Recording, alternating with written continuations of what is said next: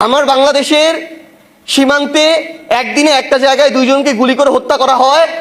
আমার দেশের পররাষ্ট্র মন্ত্রণালয়ের সরকার প্রধানের কোনো স্টেটমেন্ট তাদের কাছে পর্যন্ত পৌঁছায় না। আমরা দেখছি ভারত কিংবা পশ্চিমবঙ্গ, সেখানে তারা তাদের বিজেপির রাজনীতি করছে, উগ্র সাম্প্রদায়িকতার রাজনীতি করছে, করুক।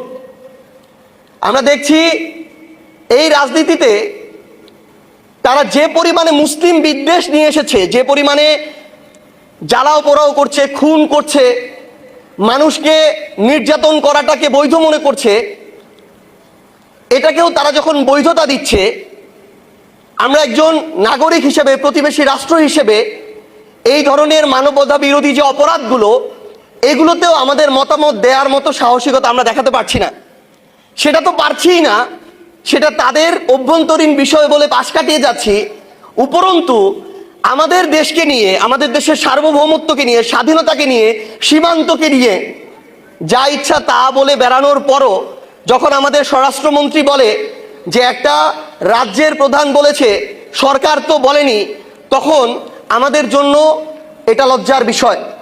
কারণ একটা রাজ্য প্রধান, একটা রাজ্য সরকারের বাইরে, রাষ্ট্রের বাইরে আলাদা কিছু না।